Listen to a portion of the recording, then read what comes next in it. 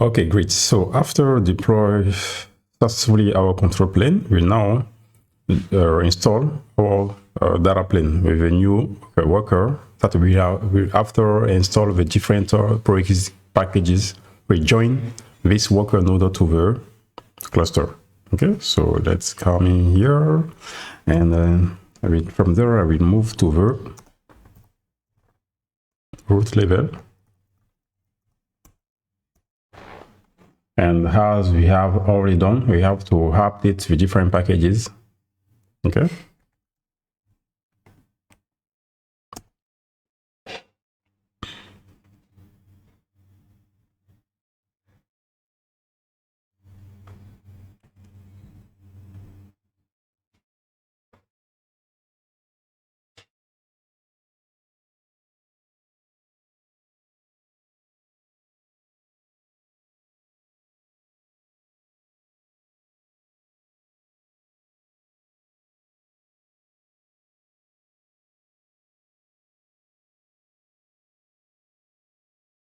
Great. So next steps is to do some action that has been already done, or install the different both prerequisite packages, disable the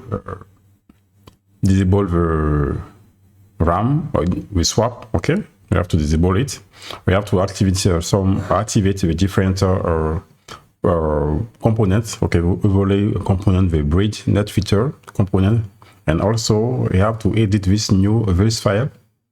Okay, where we intend to have the purpose is to have to set up some options which permit to the kernel options. Okay, which permit, for instance, or to activate the package for forwarding.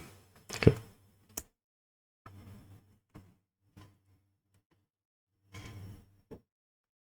Okay, so once done that, let's activate this packager, those kernel packages, with both kernel options, okay, for IP forwarding.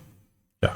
So once done that, let's move to the next step, which consists on the container RD, okay, installations and the others repository, others Kubernetes repository activations. Okay. So it will be, I mean, a little bit easier for us to do that. So let me just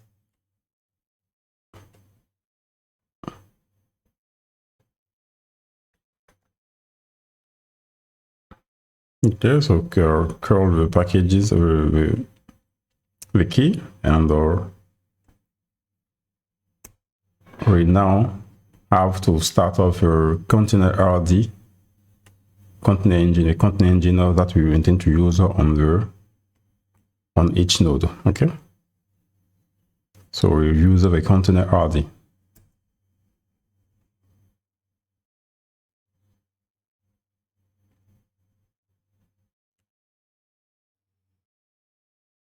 Agreed. Okay.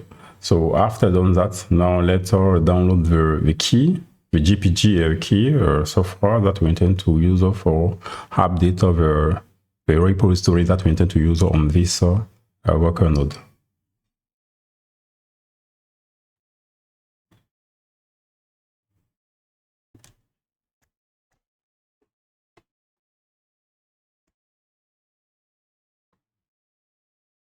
So update the repo, the local repository. Yeah.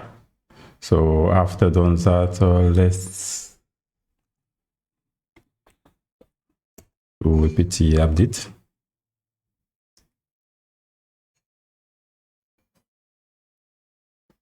Okay, great.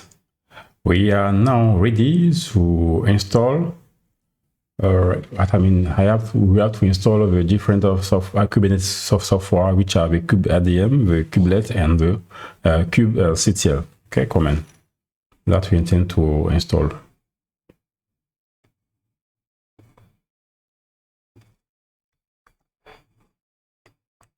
Okay, so we install the Kubeadm, the kubelet, and the kubectl command client.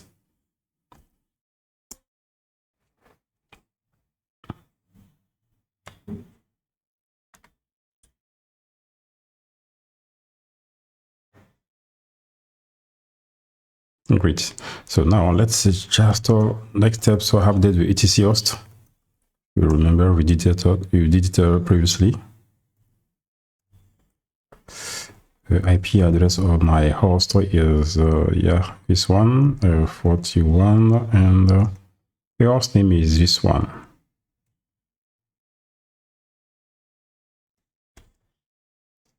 Just for remember, the IP address of the control plane is this one.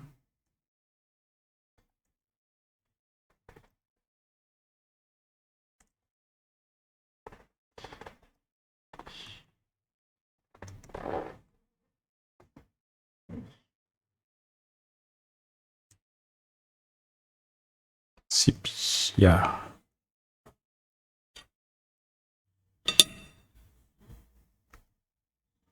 We are okay now.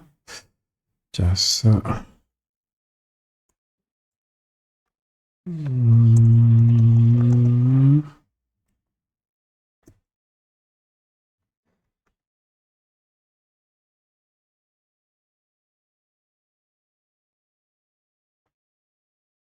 great. Last name minus I, yeah, great. So everything is ready. We are ready to let this new node to join our control plane cluster. Okay, this one. Okay, we are now ready. Just let's do another thing to be sure that everything is okay. Great. So let's come here and take the comment.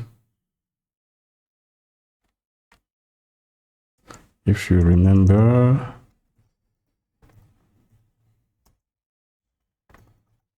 the join comment, if you remember, it is here. Join comment, this one. Okay, that we intend to use for let's harvest node we intend. Then join, as you can see, of worker nodes. Okay, to let's if you intend to let any worker node to join this cluster, you have to use this command. Okay, this is what you intend to use. Yeah, so from there,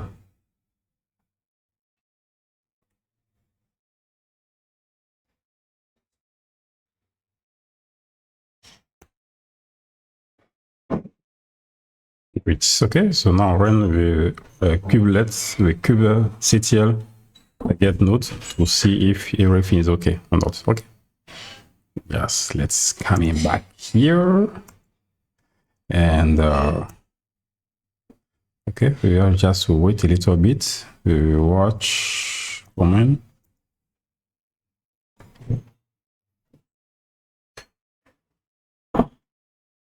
Yeah, great. Now it's ready. So successfully our cluster is ready and everything is okay. Now we can proceed to the next steps. Okay, now our cluster is ready, but we have only one control plane node and only one worker node at the moment. Okay, but anyway, it is interesting, very interesting. If I say cube CTL, but I can create an alias. But anyway, let's try our node.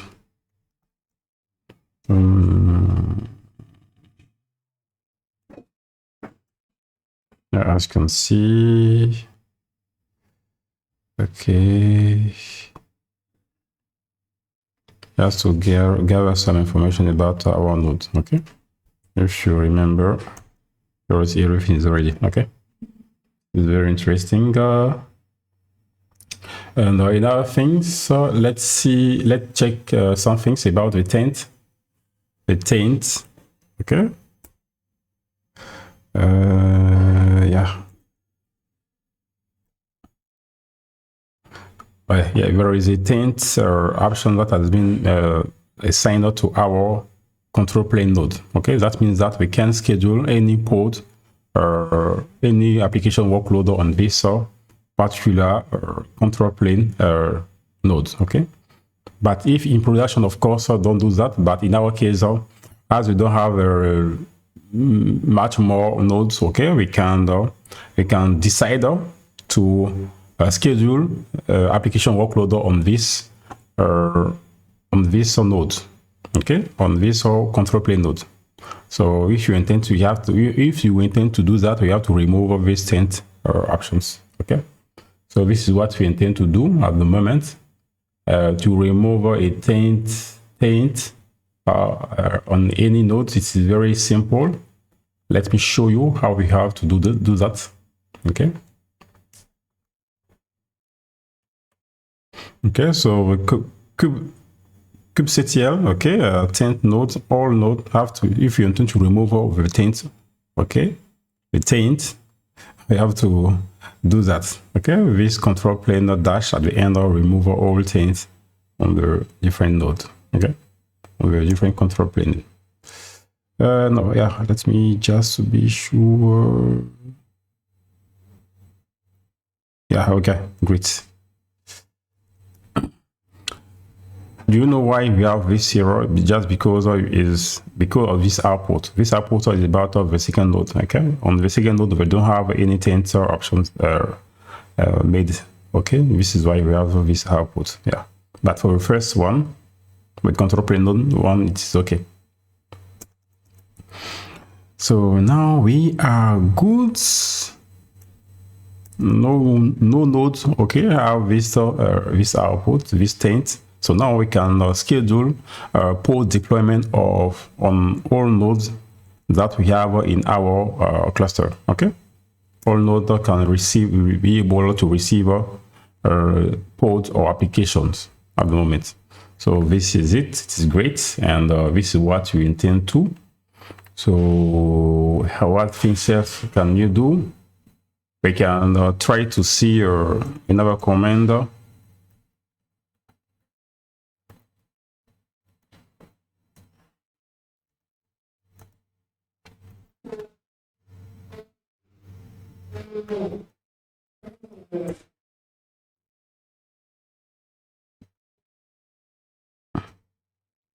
Okay, see all pods on the different namespaces. Okay, this is because right now we don't have any application deployed yet in our environment, so this is why we have this view. Yeah. Okay. And what else shall I show you? For the next video, I will show you how we can deploy a very simple applications. Okay, but anyway, at the moment, congratulations for your deployment. And if you think that this video is helpful for you, give you very good insight, please do not forget to like, comment, and share this video also. Thank you very much, and let's talk to you on the next sessions. Bye for now.